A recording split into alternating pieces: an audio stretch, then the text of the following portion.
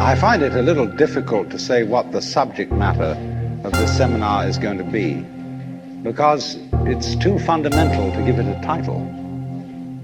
I'm going to talk about what there is.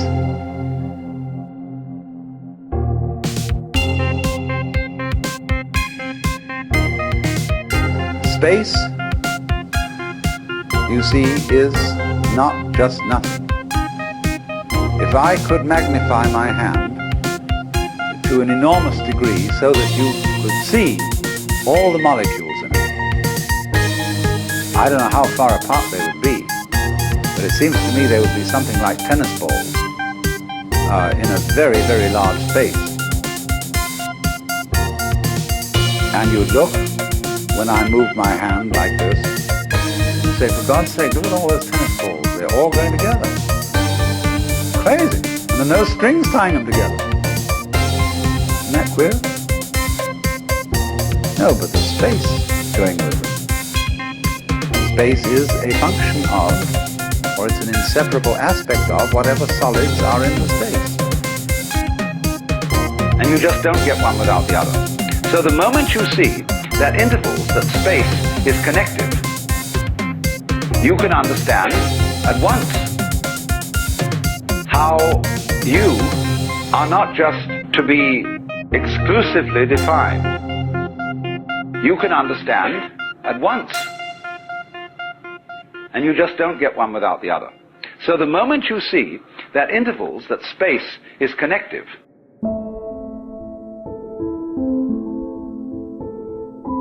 you can understand at once how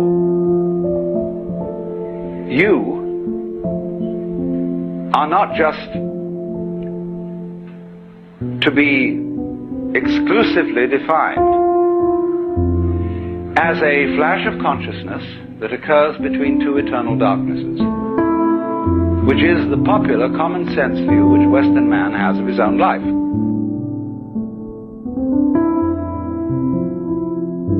When, as a scientist, you describe the behavior of a living organism, you try to say what a person does. It's the only way in which you can describe what a person is. Describe what they do. Then you find out that in making this description, you cannot confine yourself to what happens inside the skin.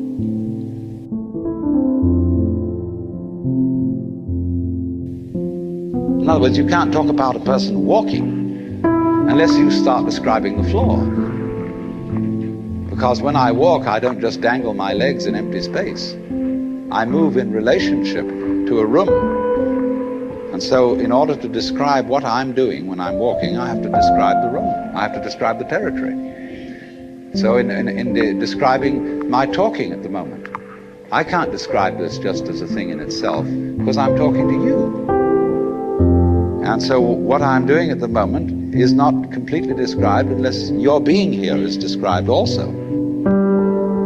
So if that is necessary, if, in other words, in order to describe my behavior, I have to describe your behavior and the behavior of the environment, it means that we've really got one system of behavior. That what I am involves what you are. I don't know who I am unless I know who you are.